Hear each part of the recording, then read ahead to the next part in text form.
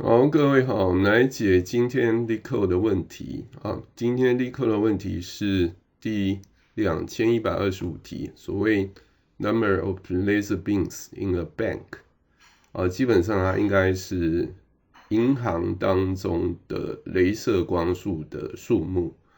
它最简单来讲就是一个防盗的一个装置啊，那在一个银行里面去做设定。那么它这边呢，它其实就是给了一个01字串的一个阵列。好，那所以它这是一个，你可以把它想象成就是一个 m 乘 n 的一个2D 的一个矩阵。那在我们的 bank I 应该指的就是 row 嘛，哈，在每一 row 第 I 个 row 上面呢，它有0跟1啊，0的话就是没有任何东西，1的话就代表它是一个所谓安全的一个装置。那它会有所谓的镭射光束在两个那个装置之间，那它必须要满足下面这两个条件。这两个装置呢，它如果是在不同的 rows， 比方说是 R1、R2 假设跟 R2 之间的 row 它没有任何的 device 这个时候它就会有一个镭射光束。它要你传回去的答案是它总共镭射光束的总数。好，所以我们看一下这个相关的那个例题的说明。这个例题1那给的这些阵列字串阵列都在这里。那基本上在这边有装置的地方对应的就是1的位置。所以我们在第0 row 的地方，它有3个，其实我们只要知道它的次数就好了。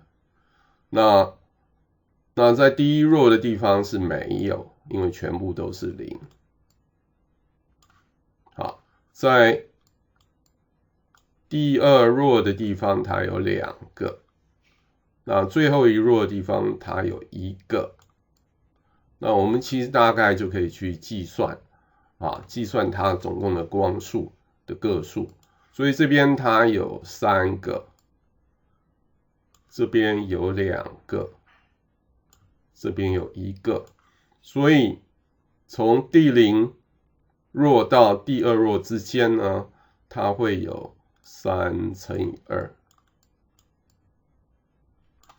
那第2到第3呢，有2乘1。好，其实我们答案原则上就是这两个乘积的和。所以基本上它的答案就是6加2等于8。好，那我们来看一下我们来解题的一个方式是怎么样的。好，我们解题方式呢，其实是可以把它写成一个公式。所以我们这边就是每一 row 去算它的 device。那 device 它只要是大于0，我们就跟它前一个大于0的 device 相乘然后它的总和就是我们的答案。我们其实实际上来讲，整个实作就是去将这样的一个公式将它实作出来。好，那我们就看一下我们的第一个实作的一个情况。然后我们第一个实作情形是用 C++ 实作的。好，我们这里简单讲一下。在这里我们当然就是主要你要传回去的答案假设是 ANS。好，那还有一个是 previous， 一开始当然设为0。那我们其实只要回圈跑一次就好了。那在这边重点就是每一 row 你要去计算它有几个装置。换句话来讲，就是你在这个字串里面去找它字元是为1的有几个你就用 count 这样的一个函数就可以去算了。只要它 device 的个数是大于0，你就去加总这样的一个跟前一个的非零的 device 啊的一个成绩。好，然后这边我们再将 previous 这样的一个变数将它做更新。好，所以这样我们就将我们那个公式就实作完成了。好，接下来我们看一下我们在 LeetCode 的实作的一个情况。好，我们这里先透过那个 Python 来解答啊。那首先呢，我们这边呢先去设我们的一个变数，ANS 是我们要传回去的答案。那另外呢，我们再设一个变数，这是在回圈里面会使用啊，所谓的 previous 啊，先设为0。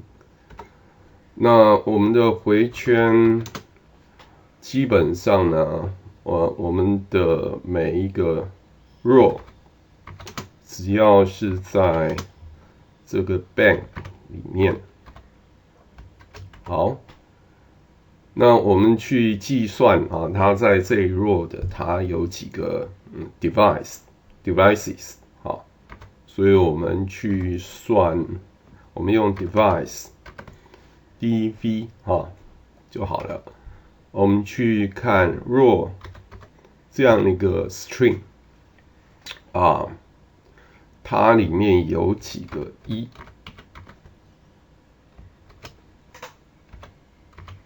好，如果呢它 device 的个数是大于0的话，我们当然就要去把它跟上一次非0的 device 的那个所形成的有几个雷射光束，所谓的 beams， 好，把它加到那个ANS 里面，好。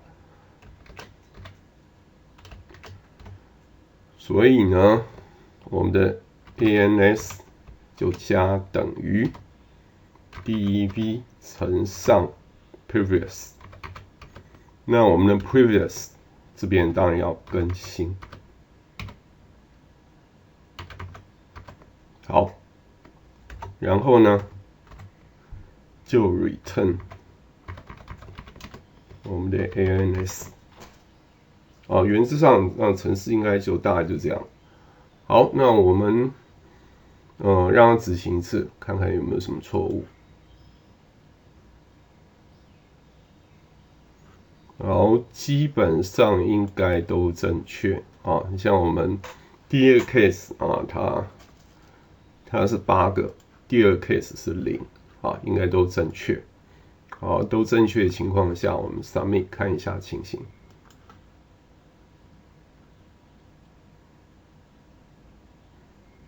好，原则上我们看一下我们 submit 的情形，好，基本上是 OK 的。好，那我们也看一下我们 C++ 的部分，我们让它执行一次好了。